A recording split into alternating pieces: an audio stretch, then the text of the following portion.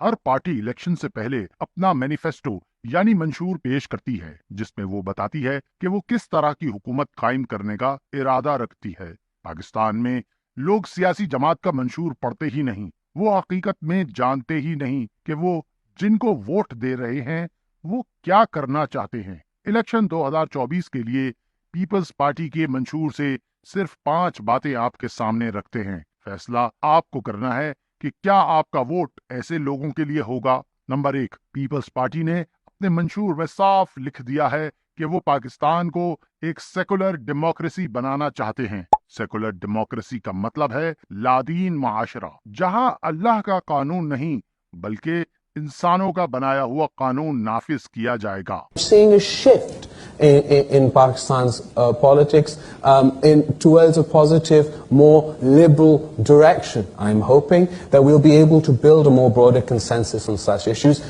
यानी खिलाफ इस्लाम। नंबर 2, मंशूर के सफ़ा 21 पर लिखा है कि फैमिली प्लानिंग के लिए मेल वेसिक्टमी की सर्विस को फैलाया जाएगा, यानी मर्दों की नस्बंदी की मुहिम चलाई जाएगी। इसका मतलब है कि मर्द को खस्सी करना ही मंशूर का हिस्सा है, यानी खिलाफ इस्लाम। नंबर 3, सफ़ा 32 पर लिखा है कि हम जिन्स परस्ती को कानूनी जवाज फराहम करने वाले कानून ट्रांसजेंडर एक्ट 2018 को नाफिज रखा जाएगा। नजर ये आ रहा है कि पीपल्स पार्टी पाकिस्तानी माशरे में हम जिन्स परस्ती, फहाशी और जिनसी आजादी का निजाम कायम करने की जिद्दोजहद कर रही है और अल्लाह से जंग करने के लिए माज अल्लाह तैयार है, यानी खिलाफ इस्लाम। नंबर 4, पाकिस्तान एक इस्लामी मुल्क है, इसलिए इसके आईन में लिखा है कि सदर, वजीर आजम और आर्मी चीफ वगैरह जैसे अहम ओहदों पर कोई गैर मुस्लिम तयनात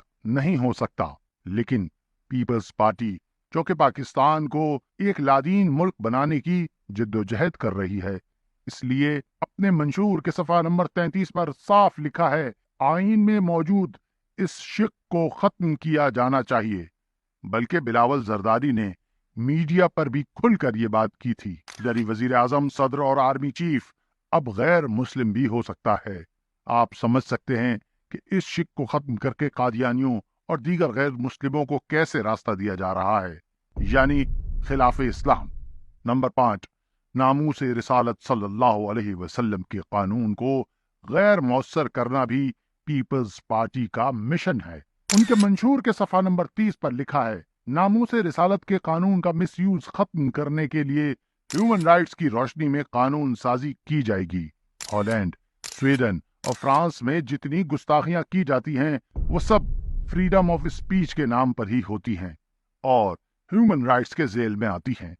जब ह्यूमन राइट्स की रोशनी में कानून साजी की जाएगी तो जाहिर है कि फिर कोई गुस्ताख करार ही नहीं दिया जा सकेगा। इस तरह नामूस रिसालत का कानून बेअसर कर दिया जाएगा, यानी खिलाफ इस्लाम। वैसे तो ये 64 सफ़हात का पूरा मंशूर ही खिलाफ इस्लाम है, जिसे बिलावल भुट्टो जरदारी बड़े फख्र से अपने जलसों में लहरा रहे हैं। लेकिन क्या ये 5 बातें आपके लिए काफी नहीं हैं? ऐसे लोगों को वोट देना दर हकीकत इन सब बातों की हिमायत करना है, यानी इस मिशन में आप उनके साथ हैं।